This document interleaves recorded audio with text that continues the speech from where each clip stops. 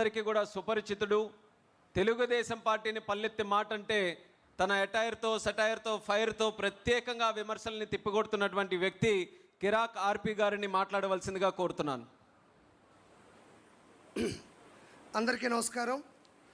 1995లో పార్టీని కాపాడిన తండ్రికి, 2024లో ఓ రాక్షసుడి నుండి రాష్ట్రాన్ని కాపాడిన తనయుడికి ధన్యవాదాలు, శతకోటి వందనాలు. ప్రత్యర్థులు చేసే తప్పుడు ప్రచారాలని, తప్పుడు ప్రసారాలని, తప్పుడు ఆరోపణలని, మార్ఫింగ్ వీడియోలని ఎప్పటికప్పుడు సాక్ష్యాధారాలతో తిప్పికొడుతూ వాస్తవాల్ని ప్రపంచంలోని జనాల ముందు నిలబెడుతున్న తెలుగుదేశం సోషల్ మీడియా గురించి ఈరోజు మనం మాట్లాడుకోవాలి. బాబు గారిని ఆదరించేవాళ్ళు, బాబు గారిని అభిమానించేవాళ్ళు, బాబు గారి విజన్ని ఆరాధించేవాళ్ళు, ఆయన ద్వారా లబ్ధి పొందిన వాళ్ళు ఈరోజు లక్షలాది మంది స్వచ్ఛందంగా సోషల్ మీడియా నిర్వహిస్తున్నారు. ఒక్క రూపాయి కూడా తీసుకోకుండా తెలుగుదేశం పార్టీలో చాలామంది సోషల్ మీడియా నిర్వహిస్తున్నారు.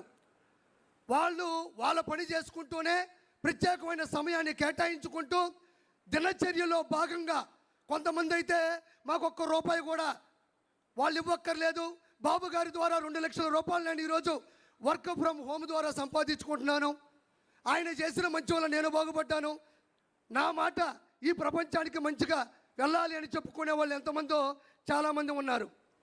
ఈరోజు ఇంకా చెప్పుదలుచుకుంటే సోషల్ మీడియాలో వైఎస్ఆర్సీపీ చేస్తున్నది ఉద్యోగం, సోషల్ మీడియాలో తెలుగుదేశం పార్టీ చేస్తున్నది ఉద్యమం, స్వచ్ఛంద స్వాతంత్ర్య ఉద్యమం, స్వేచ్ఛగా చేస్తున్నారని మరోసారి మీకు నేను చెప్తున్నాను. వాళ్ళు విచ్చలవిడిగా ప్రసంగాలు చేసినా, అతను ప్రసంగా మాట్లాడినా, సోషల్ మీడియాలో దారుణాతి దారుణమైన పోస్టులు పెట్టినా, ప్రెస్ మీట్లు పెట్టినా, బూతులు మాట్లాడినా, అవమానించినా ఏ ఒక్కరూ మన వాళ్ళు సంయమనం పాటిస్తున్నారు తప్ప తిరిగి ఆ విధంగా ప్రవర్తించట్లేదు. దానికి ఉదాహరణ నేనే. నా భార్య ఓయోలో దొరికింది, ఏరే వాళ్ళతో ఉంది అని దుష్ప్రచారం చేసి ఆర్టికల్లు చిత్రీకరించి పెడితే నాకు కోపం వచ్చి మాట్లాడదాం అనుకున్నా. కానీ మా నాయకుడు వెనక నుంచి అటు కొట్టాడు. అది మనం చేయకూడదు, అది మన విషయం కాదు, మన పసుపు సైన్యంలో అది లేదు అంటే వెనక్కి తగ్గినటువంటి ఆలోచన నాది. ఇది ప్రత్యక్ష ఉదాహరణ. దీనితో పాటు గ్రామ స్థాయి నుండి, మండల స్థాయి నుండి, జిల్లా స్థాయి నుండి, రాష్ట్ర స్థాయి నుండి, ప్రపంచ స్థాయి వరకు కొన్ని కోట్ల మంది లక్షలాది వాట్సాప్ గ్రూపుల ద్వారా, స్టేటస్ల ద్వారా, యూట్యూబ్, ఫేస్బుక్, ఎక్స్, ఇన్స్టాగ్రామ్, సొంతంగా యూట్యూబ్ ఛానల్ ద్వారా సామాన్య ప్రజలకి సమంజసంగా విషయం వెళ్ళేటట్టు ప్రచారం చేస్తున్న ప్రతి ఒక్కరికి ధన్యవాదాలు. ఇక్కడ మనం ప్రముఖంగా చెప్పుకోవాలి. వాళ్ళు ఎలా విష ప్రచారాలు చేశారు అంటే, గూగుల్ డేటా సెంటర్ డేటాకి మైండ్ అప్లై చేస్తే అది గోడౌన్ తాళం వేసుకొని వెళ్ళిపోతారు. డేటాకి మైండ్ అప్లై చేశారు వాళ్ళు, మన వాళ్ళు సోషల్ మీడియా అప్లై చేశారు. తర్వాత ఆ రోజు రాత్రి అంతా దాగిపడుకున్నారు, అది వేరే విషయం. సెంగయ్య గారిని వాళ్ళే చంపి, అతి కిరాతకంగా చంపి, వాడిని చంపింది, ఆ వ్యక్తిని చంపింది మన వాళ్ళని దోస్తే మన వాళ్ళు ఫుల్ వీడియోలో క్వాలిటీలో చూపించారు, వాళ్ళు ఫుల్గా దాగిపడుకున్నారు. దీంతోపాటు కుప్పంలో ప్రపంచంలో పెద్ద పెద్ద ఆర్ట్ డైరెక్టర్లు ఆశ్చర్యపోయే విధంగా టైట్ క్లోజ్ షాట్లో పెట్టి వాటర్ ట్యాంక్తో నీళ్లు తెచ్చి బిందుతో పోస్తే సంకలు గుద్దుకున్నారు, మేము నీళ్ళు ఇచ్చామని. మన వాళ్ళు వైడ్ షాట్ పెట్టారు, వైడ్గా వైరల్ అయింది. తర్వాత వాళ్ళకి వైరల్ ఫీవర్ వచ్చింది. దీంతోపాటు తల్లికి వందనం, స్త్రీ శక్తి, దివ్యాంగ శక్తి, అన్నదాత సుఖీబాబా, మెగా డిఎస్సి 16,743. దీంతోపాటు విజయవాడ వరదలు, మంతా తుఫాను, ఒకటి కాదు నాయన. బాబు గారు అక్కడ ఇచ్చారు అంటే రెడీగా ఉంటారు. జులాయి సినిమాలో బ్రహ్మానందంగా దొరికిపోతూ ఉంటారు. అది వాళ్ళ ప్రత్యేకత. నేను ఇక్కడ ఇంకో గొప్ప విషయం చెప్పాలి. అన్న లోకేష్ అన్న కూడా వచ్చాడు. సార్, చాలామంది ఎన్నిసార్లు ఈ విషయం చెప్పారు నాకు తెలియదు, కానీ అప్పట్లోనే ప్యాన్ ఇండియా సినిమా ఒకే ఒక్కడు. ఆ ఒకే ఒక్కడు సినిమా తీసింది ఇన్స్పిరేషన్ నారా చంద్రబాబు నాయుడు గారు. ఎంతమంది చెప్పారో నాకు తెలియదు. ఇది శంకర్ గారు, ప్రొడ్యూసర్ గారు, అప్పుడు డిస్ట్రిబ్యూటర్లు, ఎగ్జిబిటర్లు చెప్పినటువంటి సత్యం. ఆ సినిమా ఒకే ఒక్కడు.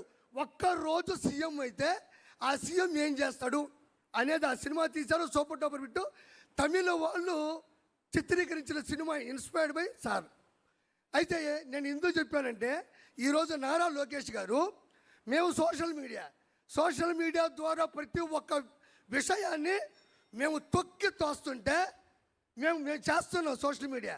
కానీ అది పూర్తయితే ఆ ప్రక్రియ పైకి వెళ్తే చాలా ఆనందంగా ఉంటుంది.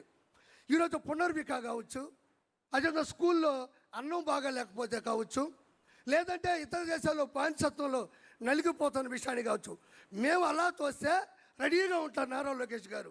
అలా రావడం బుద్ధావ్ తేయ్ అంటే మేము ఏం చేసినా సపోర్ట్ చేస్తున్నారు. ఎందుకనంటే ఒక్క రోజులో సీఎం అయినటువంటి హీరో అర్జున్ గారు ఎలా చేశారో సేమ్ ఈరోజు నారా లోకేష్ గారు వచ్చినట్టు పరిష్కరించు వెళ్ళిపోతున్నారు. ప్రతి ఒక్క దగ్గర మొబైల్ ఉంది. బాబు గారు చేస్తున్న ప్రతి మంచిని బయటికి తీసుకెళ్ళి పూర్తి సమర్థవంతంగా 2029లో బాబు గారిని మళ్ళీ గెలిపించుకోవాలని మనస్ఫూర్తిగా కోరుకుంటూ థ్యాంక్ యూ సో మచ్. కిరాక్ ఆర్పి గారికి ప్రత్యేక ధన్యవాదాలు. ఆయన ద్వారా మాట్లాడినటువంటి మాటల్లో సోషల్ మీడియా తాలూకా బాధ్యత మన కార్యకర్తల మీద, స్వచ్ఛందంగా పనిచేస్తున్నటువంటి వ్యక్తుల మీద ఏ రకంగా ఉంటుందనేది చాలా స్పష్టంగా తెలియజేయడం జరిగింది. క్షేత్రస్థాయిలో మన కార్యకర్తలు పనిచేసినప్పుడు శారీరకంగా ఎంత ఒత్తిడి ఫీల్ అవుతారో, మరి సోషల్ మీడియాలో పనిచేస్తున్నటువంటి కార్యకర్తలు కూడా మానసికంగా అంత ఒత్తిడికి గురవుతారనేది కూడా మనం గుర్తించాలి. అందుకని ఈ మహానాడు వేదిక ద్వారా సోషల్ మీడియాలో పనిచేసినటువంటి ప్రతి ఒక్క కార్యకర్తకు కూడా హృదయపూర్వకమైనటువంటి ధన్యవాదాలు.